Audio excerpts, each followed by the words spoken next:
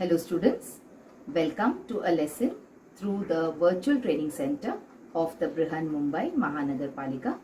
My name is Shraddha teacher, and in this lockdown period, since we are not able to go to school, children, we will be doing many lessons here online through the virtual class. So come on, let's proceed to our lesson for today. So children, let us start our lesson for today. So it will be a lesson for standard 10th English, and it is the first lesson in unit 4 in your textbook. So it is lesson number 4.1, and it's a beautiful poem, and the name of the poem is A Thing of Beauty is a Joy Forever. So in this lesson we are going to learn about so many beautiful things and how these beautiful things are an endless source of joy for humanity. Now when we say beautiful things, children, there are so many things that come to our mind. For example, look at this beautiful stream flowing between the mountains. When you look at this stream, you feel so much and you get so much peace of mind, isn't it? You are transported to another world where you tend to forget all your difficulties, you tend to forget all your worries, and you're so engrossed in looking at the water jumping and flowing between the mountains. When you talk about beauty, there are other things in nature also which give us a lot of beauty. For example, the plants, the different kind of flowers, even the animals. See, look at this cute little kitten. It is so cute, isn't it?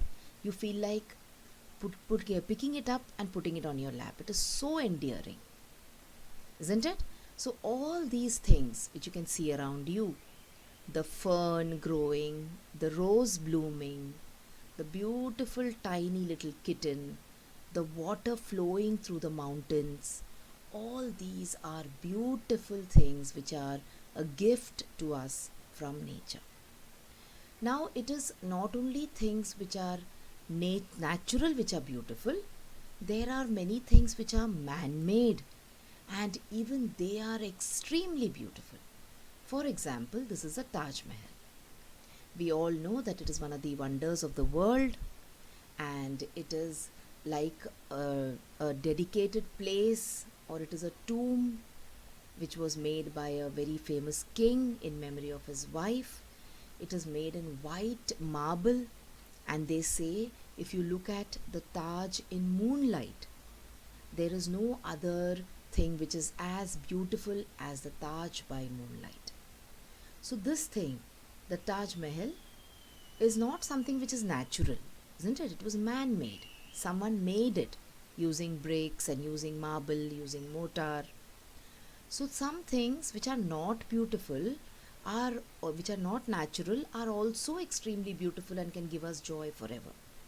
Let us look at some more man-made things which are extremely beautiful. See, this is the Colosseum in Rome. This is also a thing which is very, very beautiful. And then we have this man-made island in Dubai. Can you see? It is an island which is not naturally occurring, but it is something which has been made by human beings. And you can see it is in the shape of a palm tree. Now the various kind of palms, the date palms, are native to these deserts, isn't it? And see, they made a beautiful palm tree shaped island, which is a man-made island, and it is so very beautiful. Then we also have this particular piece of painting. Now I found this extremely beautiful. You might also. If you look around you, you will find so many paintings, you will find pieces of art, you will find sculptures, okay, which are statues which are so beautiful that you left in wonder as to how someone could have made it in such a way that it attracts your attention. Look at this particular painting, the fourth picture which I have shown you. Look at the myriad kind of colors which have been used in it. Okay, you can see various colors, and I think it is made up of pieces of glass. And you feel like keeping on looking at it, you get enchanted by it, isn't it? So that means when you look at anything which is very beautiful, it not only gives you the joy and happiness for that particular moment, but it is carried with you, it remains with you forever. So that is why the name of the poem is A Thing of Beauty is a Joy Forever. So let us now talk about what beautiful things the poet wants to tell us about. So this particular poem, it talks about nature, and it also tells us how nature captivates us. Captivates us means it holds our attention and it takes away all the sorrows which surround us. So when we go to a beautiful place, for some time we forget all those things which are happening in our life which are bringing sorrow to us. For those particular moments when we are in the middle of that nature, we are in the midst of that nature, we forget all our sorrows. So this particular poem is a poem by Keats, and it is not an independent poem, but it is a part of a, you can say, work written by him, and it is based on the Greek mythology of Endymion, who was a shepherd. And the moon goddess Selene, like we have gods and goddesses in Hindu mythology, in the same way there are gods and goddesses in Greek mythology also. So there was this particular shepherd, Endymion, and the Greek goddess of the moon, that is Selene, she fell in love with this shepherd. Okay, so Keats has written a long story based on the love of Selene for Endymion, and this particular poem is picked up from that particular story. So now that we are talking about Keats, who is the poet, let us learn a little bit more about Keats here. So who is John Keats? He was an English romantic poet. He was born in 1795 in London, and he became a licensed apothecary. Now, who is an apothecary? An apothecary is another word for a doctor in today's times. So an apothecary was a person who prepared and sold medicines and drugs. So you see, in the olden times, the doctor used to prepare his own medicines and he used to administer it to the patients. So there was nothing like he used to write a prescription and send you to the medical store. Okay, so Keats, actually, he was licensed to become a doctor. He had the license to become a doctor, but he never practiced that profession. Instead, he started writing poetry. So in July 1820, he published his best volume of poetry. So he was a very famous poet, English poet, who wrote romantic poetry. So this is all we need to know about John Keats. Now if you go after your 10th standard, if you take up English as a subject, you will learn more about such other English poets, poets who were romantic poets, etc. So having said that, now let us start reading our poem. I will also try and explain it to you, okay, and we will try and understand the summary of this poem as well. As we read the poem line by line, I will try and explain the meaning of the poem. We will also look at certain difficult words which come up. So a thing of beauty is a joy forever. So let me read the poem. A thing of beauty is a joy forever. Its loveliness increases. It will never pass into nothingness. Means something which is beautiful, it will remain beautiful forever, and it will keep on, the beauty of that thing will keep on increasing. It will never become zero, but still will keep a bower for us and a sleep full of sweet dreams and health and quiet breathing. So something which is beautiful will become a place for us where we can rest, okay, and where we can try and see to it that we are away from all our troubles, and we can also be healthy. When our mind is healthy, when our mind is relaxed, then we will gain physical health also. Therefore, on every morrow are we wreathing. Wreathing means weaving with flowers. So this is how a wreath looks like. It's a garland of flowers. A flowery band to bind us to the earth, spite of despondence of the human dearth. So now it is like a flowery band. All these beautiful things, they are like a flowery band which bind us to the earth. And there are so many reasons for us to be in despair, to be in distress, to be troubled on this earth. But it is these beautiful things which keep us bound to the earth. Okay? Of the inhuman dearth. Dearth means lack of something. Lack of what now? Let us see in the next part of the poem. Of noble natures. So all around you, you will see people who are cruel and who do not have mercy and who wish to cause harm to others. Okay? Of gloomy days, of all the unhealthy and over darkened ways made for our searching. So there are so many bad things on this earth. But in spite of all these bad things, it is these beautiful things that keep us alive. Okay? Of all the unhealthy and over darkened ways made for our searching means when we want to achieve something in life, when we want to do something in life, what we try to do is we try to find out shortcuts and we try to do things which might not be the right way of doing, which might not be walking on the noble path. Yes, in spite of all, some shape of beauty moves away the pall. Now what's the pall means what? The pall means the cover or the blanket from our dark spirits. But in spite of all these bad qualities that human beings have, when you see something beautiful, all these bad things are covered. All these bad things are pulled away, moved away from our spirit or from our soul. Such the sun, the moon, trees old and young, sprouting a shady boon. From simple sheep and such are daffodils with the green world they live in. That means we are talking about all the beautiful things. So what all things are beautiful? The poet, he dwells more on the natural things of beauty rather than the man-made things of beauty that we just saw. Okay? So our poet dwells on the natural things of beauty. So he talks about the sun, he talks about the moon, he talks about the trees, okay, and he talks about simple things which give us beauty. For example, the trees gives beauty not only to small things and big things, but to ordinary things like the sheep also the tree offers its shade. Okay, so that is such a beautiful thing. And there are so many beautiful things like the daffodils. The daffodils are beautiful flowers. And clear rills. Here rills means streams of water. In the beginning of the poem, I already showed you an image where there was a beautiful stream running in between the mountains.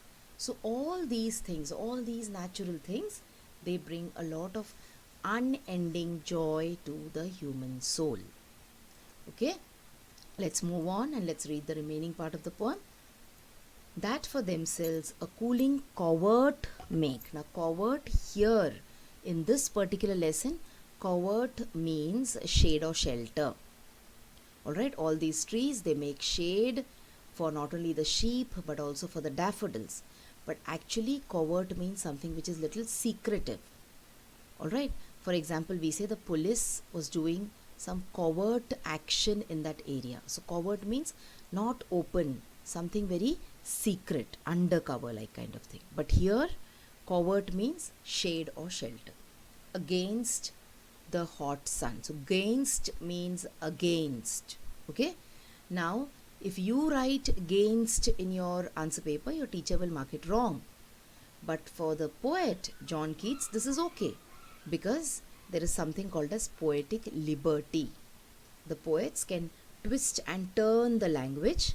Okay, they can twist and turn the words also, but that will pass off as right for them, not for us. So when you write the spelling of against, you will write it as A-G-A-I-N-S-T. Alright, so all these trees, they offer shade to all the birds, to all the animals, to the plants, etc. The mid-forest brake, rich with the sprinkling of fair musk rose blooms. So, what are musk rose blooms? They are a kind of rose which are very, very fragrant. And such too is the grandeur of the dooms. So, grandeur is what? The splendor or the glory or the beauty of the dooms. Dooms means death. We have imagined for the mighty dead. So now even not only in our country but in places abroad also. For example, the Taj Mahal. We talked about Taj Mahal. What is a Taj Mahal? It is nothing but it is a tomb. It is a kind of a monument for the dead. So he's saying that even in death there is beauty. The kind of tombs that we make, the kind of memorials that we make for the dead people, not for all dead people but for the mighty dead people, the people who were someone great, the great personalities. Even that has got beauty in it.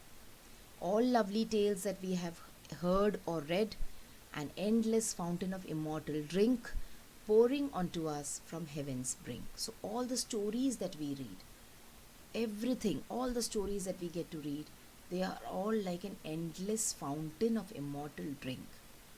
They are immortal. So, today you will read the same story.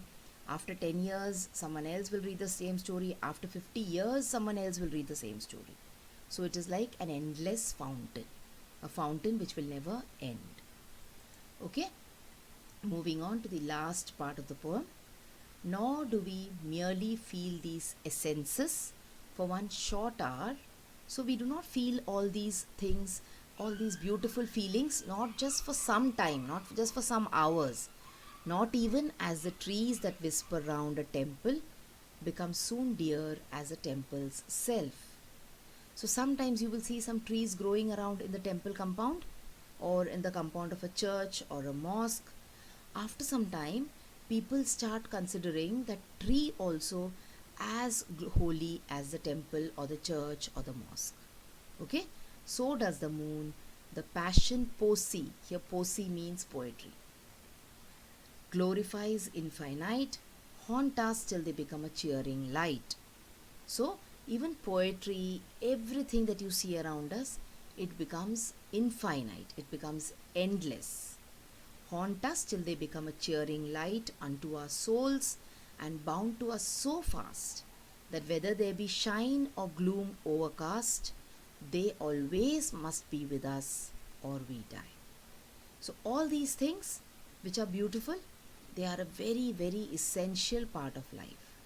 And it is because of this beauty that is there around us, either man-made or natural, that we are pulling on with our life. We are living life well. If everything was barren, if everything was without beauty, then we would all have died. That is what John Keats says. So he says that beauty is a very, very important part of our life. Having said that, let me also say that there is another proverb which goes, beauty lies in the eyes of the beholder. So for me, something might be beautiful, but for someone else, something else might be beautiful. So it is how you look at things. Okay? For example, a mother, whatever kind of color or whatever kind of features her own child has, for a mother, that child is the most beautiful child on this earth. So beauty lies in the eyes of the beholder also. Beauty also depends on our point of view, on how we look at things. So if we look at things with a positive bend of mind, if we look at things with a positive attitude, everything is beautiful. There is nothing which has been created by God which is not beautiful.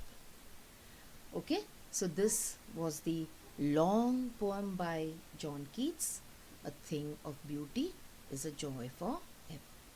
Now, like we always do, let us look at some exercises also which are there in our textbook. So, we have this first exercise where we are supposed to pick up expressions of beauty and expressions of sorrow from the poem. So, this poem is about beauty, but all things or all ideas expressed in this poem doesn't deal only with beauty or joy. There are some lines in this poem which are expressions of gloom, which are expressions of sorrow. So come on, let us try and pick up 5 expressions which are expressions of joy, and 5 expressions which are expressions of sorrow. So before looking at what answers I'm giving you, you can pause the video and try to figure out the answers yourself. Okay? So come on, this is the first one, the sun, the moon. These are all expressions of beauty. Shady trees are expressions of beauty, is an expression of beauty. Beautiful daffodil flowers is connected with beauty. Streams of water, that is rills is the word used here. Okay? Tales of heroic men who sacrificed their lives is an expression of beauty. Dense bushes where musk rose grows. This is also an expression of joy or beauty. Moving on, let's look at some expressions of sorrow. So come on, desire to offend others, when we want to do something bad for others, that is an expression of sorrow. Hopelessness, that is despair, is an expression of sorrow. Lack of noble men in this world is also something which is sad, which is bad. Okay? So that is an expression of sorrow. Bad health is an expression of sorrow. Unhappiness is an expression of sorrow. Gloom and darkness is also an expression of sorrow. You can pick up your own answers also. These are the points or expressions which I felt are expressions of joy and sorrow. Okay? So you can try to find out words or phrases of sentences which you feel are associated with expressions of joy and sorrow. Let's move on and let us look at this particular exercise on figures of speech. So children, whenever we do lessons in grammar or we do lessons on poetry, we always have exercises based on figures of speech. We have generally also done lessons on figures of speech, and after we finish our portion that is there in the textbook, I will be putting up videos only about figures of speech because it is a very important part of learning poetry. Figures of speech are scattered over all lessons in your textbook. So each lesson that you pick up related to poetry, you have one or the other figure of speech. So in this lesson, we have imagery. So now what is imagery? Imagery means when someone writes in such a manner that it appeals to our senses. Now which are our senses? The 5 senses that we have. Okay? Sense of sight, taste, touch, smell and hearing. So whenever any line appeals to any one of these senses, then that particular figure of speech is called as imagery. So you can say that when a writer uses imagery, the descriptive writing helps us to create a picture or an image in our mind. So imagery, in other words, means creation of a mental image. So when I'm reading something, when I'm able to visualize it in my mind, when I'm able to see pictures about it in my mind, I can say that the poet has used the figure of speech or the technique of imagery. Okay? See, let us look at some examples of imagery. So sight. So see, for a brief second, a spike of lightning illuminated the dark purple clouds. When I'm reading this, I can see dark purple clouds in my mind. I can see a spike of lightning also. Hearing. Now, if you read a line like, a faint buzz of voices came from behind the closed door, it means you can imagine hearing something. You can imagine a faint buzz. Similarly, we have sentences for touch. The wool jacket felt prickly against her fingers. Taste. The sweet yet tart taste of the apple juice flooded his mouth. Smell. The sharp aroma of pine needles filled the air. Now, pine needles smell, I don't think we get along with it so much, or we have smelt pine needles. A very simple example for you would be when your mummy fries bhajiyas in the kitchen, or she makes batata vada in the kitchen. That smell which hits you. Okay? So if there is a line like, when my mother was frying bhajiyas, or when my mother was making tea, so you can imagine the smell and aroma of the tea. So that is an example of imagery. Alright? Now, let us look at lines of imagery from the poem. So we are wreathing a flowery band. That's an example of imagery. a bower quiet for us, and a sleep full of dreams. So that is imagery. You can imagine a place which is very quiet and where you can sleep peacefully. Trees old and young sprouting a shady boon. And such are daffodils in a green world they live in. The mid-forest brake rich with a sprinkling of fair musk rose blooms. So many of these, they appeal to our sense of smell and our sense of sight. Alright? So this is about imagery. So we saw the meaning and also we tried to pick up 5 lines of imagery from the poem. Moving on, let us talk about some more figures of speech. But here, these are the figures of speech which we have discussed about more than once in the lessons. Okay, so I will not be discussing about these figures of speech. Like I told you, I will put up a video where you will see all the figures of speech together. So let us find out which are the correct figures of speech here. But still we keep a bower quiet for us. So it's an example of a metaphor. Okay, we are comparing a place to a bower. Some shape of beauty moves away the pall. So you cannot move away something. Beauty cannot move away something. Beauty doesn't have hands and legs, so it is personifying beauty. So it is personification. Let's see the next. A thing of beauty is a joy forever. So this is an example of an epigram. Now let us quickly see what an epigram is, because this is something which we have not dealt with time and again.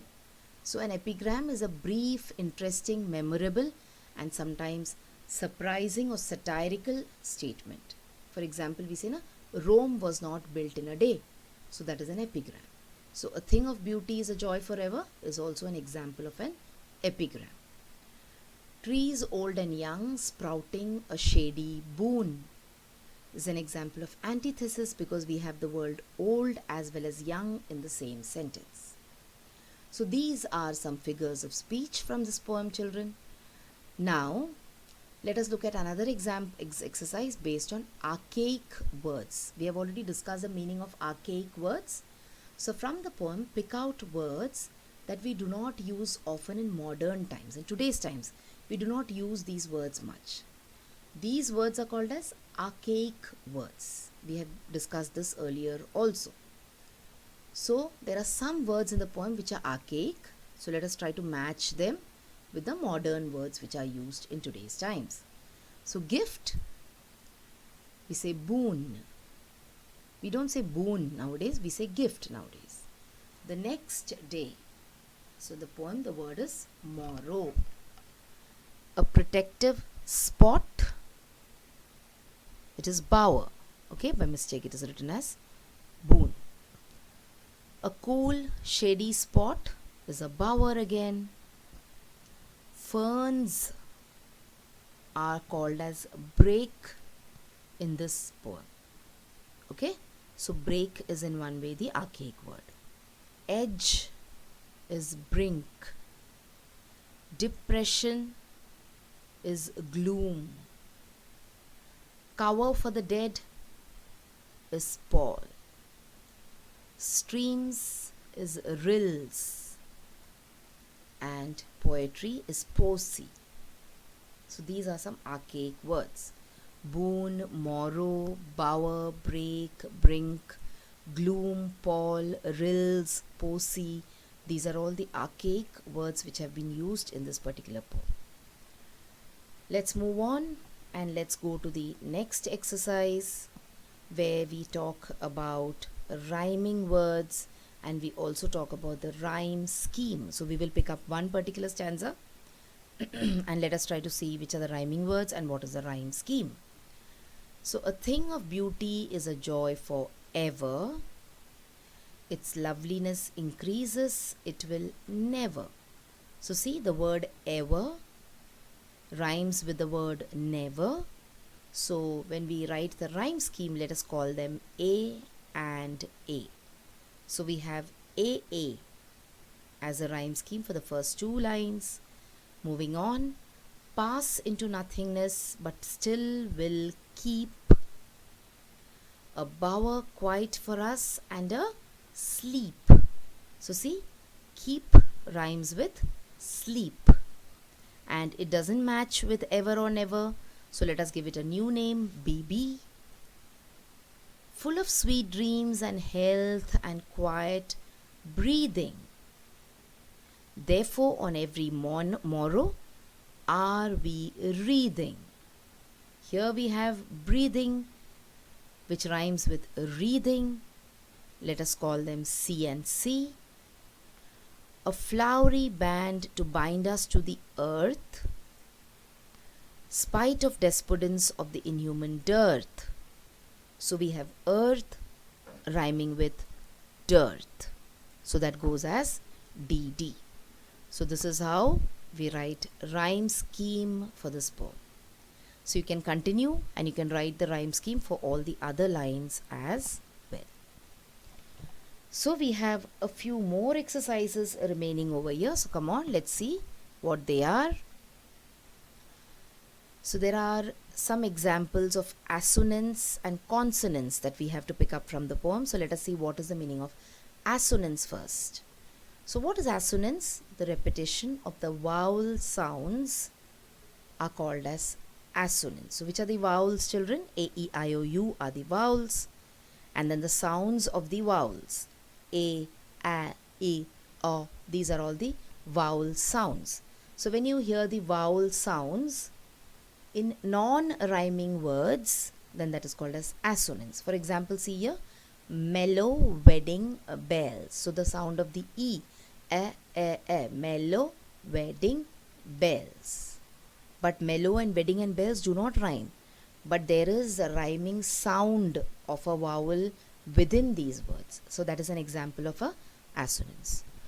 On a proud rounding cloud. So see the ow, proud, round, cloud. So the ow sound is repeated there.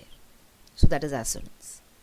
Twice in the high night. So the sound of the I is repeated here. And since the sound of the E is a vowel sound, the sound of the O is a vowel sound, the sound of the U is a vowel sound, the sound of I is a vowel sound, these are all examples of assonance. So I think it is an extremely easy example, isn't it? Let us look at some more common examples of assonance. See, we light a fire in the mountains. I feel depressed and restless. So you will not take the E in the feel because that sound is different. The E in the feel has got an E sound, whereas in the E in the depressed has got an A sound. Okay? Go and mow the lawn. So go and mow the lawn. The sound of the O. Johnny went here and there and everywhere. So here sound is different. When you say there, the sound of the E is different and it rhymes with the sound in everywhere.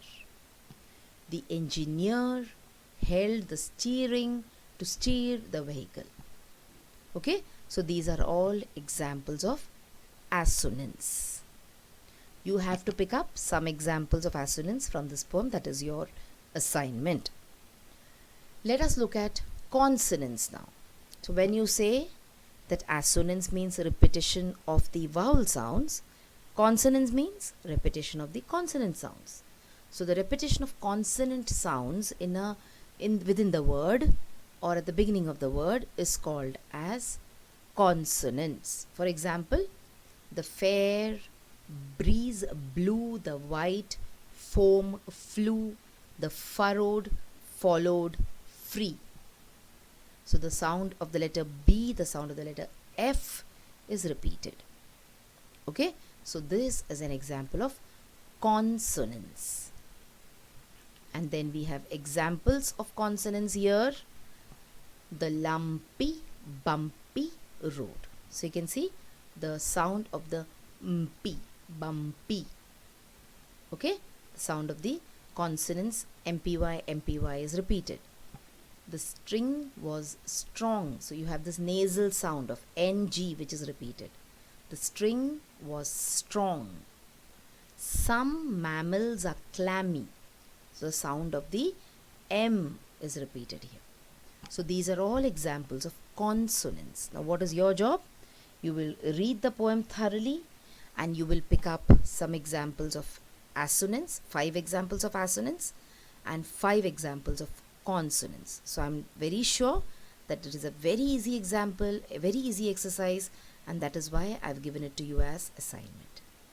So this was a rather long lesson, children. So we talked about beautiful things, man-made as well as natural, and then we talked a little bit about our poet also, and we read the poem A Thing of Beauty is a Joy Forever. I tried to explain the meaning of the poem as well as the meaning of the new words to you.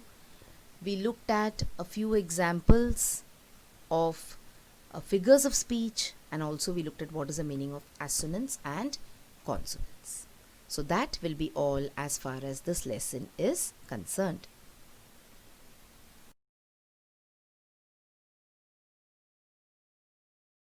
So children, wasn't that a wonderful video, and did you enjoy watching it? So if you want to watch more such videos in future, then please like this video and also subscribe to our channel, the MCGM Portal for Education, and also hit the bell button so that you get notified whenever I upload a new video here.